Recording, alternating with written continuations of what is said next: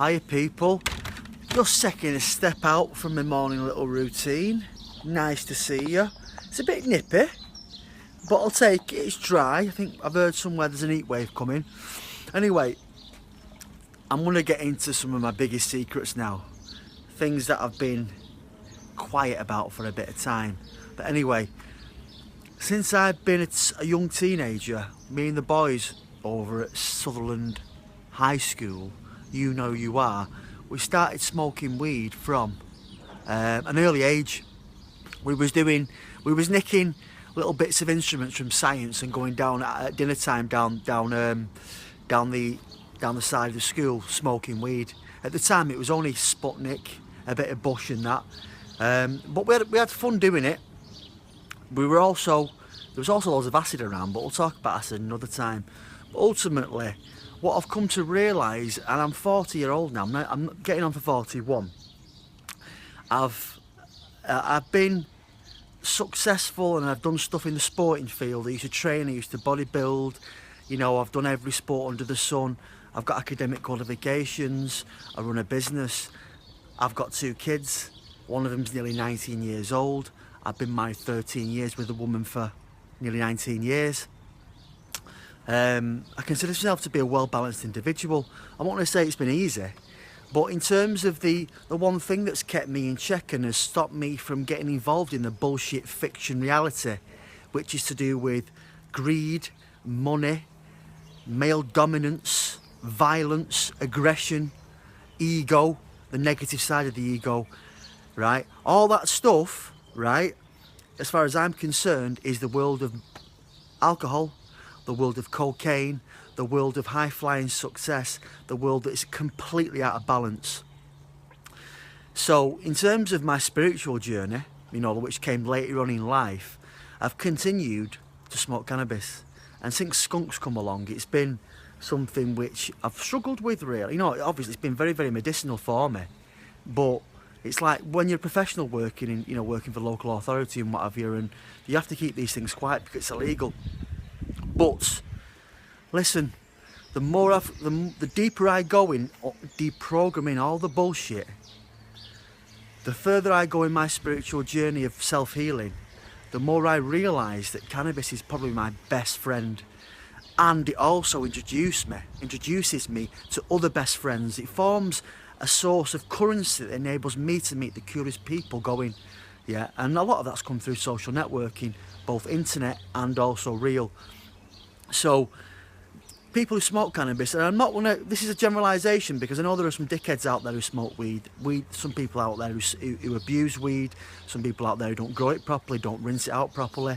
But ultimately, when it comes to completely deprogramming and receiving higher knowledge, yeah, being receptive to higher knowledge, and I've been talking about the Schumann resonance, so in this stage of catharsis at the moment, it's really important to be super receptive. So like, it'll just find me, the cannabis will find me, and it enables me to completely receive this new vibration, which ultimately comes down to expansion of DNA and unlocking to the full 12 bands of DNA, and it changes your body.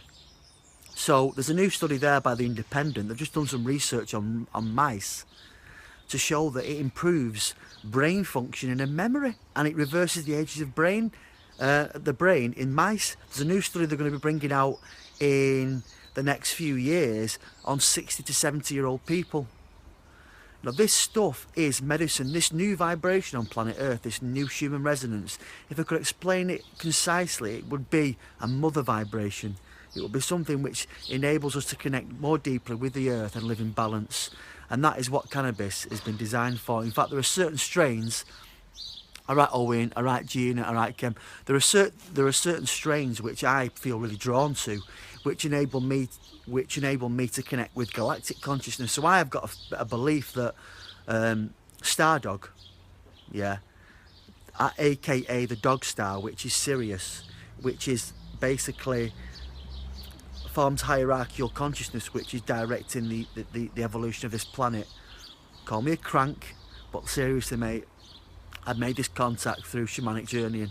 Also the blue strains And that blue strain is my connection also with a much more feminine, ascended master, Mother Mary kind of consciousness. Think of it what you will, I'm not asked. But ultimately, it brings me great peace, it brings me great downloads, it enables me to meet great friends, my overall health. I mean, I'm, still train, I still do my breathing, I still do all my family responsibilities, but I also smoke cannabis on a fairly regular basis. I've not got a routine with it. If I feel that my body needs it, I just do it. And, it's better than going out and wasting all your energy with all these crazy mad people out in town and what have you. Although I do like to go now and again because you can have a laugh with beer.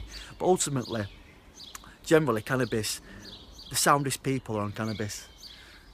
And some of the most fucked up people, are regular users and overusers of alcohol and cocaine, which is next level. Loads of people are on it, like in Manchester, where the money's at, the beer and the cocaine's at, and that's where the fictional reality's at. Where you see people chilling out, being civilised, listening to good music, being creative, being empathic, being loving. That's generally where the fucking cannabis is at.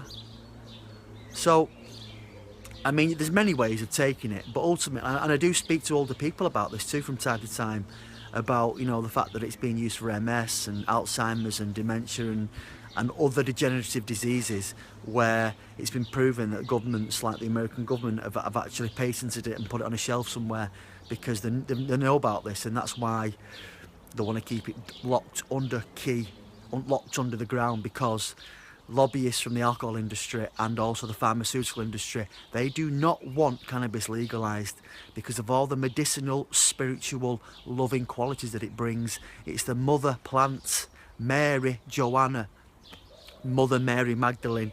It's there to nurture you.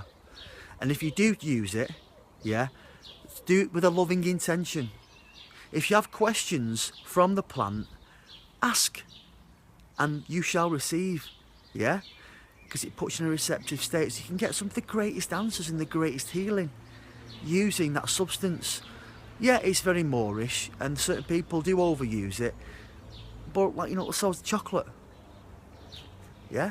So have a break from it from time to time and do your breathing, clear out, and then reset when you feel you need some again. I've noticed recently that with the Schumann spikes, the Schumann resonant spikes, that it's been coming my way, and it's been making me, my ascension at the moment is so vertical. I mean, I'm unlocking superhuman abilities in terms of my healing, and other people are just going round in circles, and they're wasting this fantastic opportunity now to just go to next level paradigm humanity.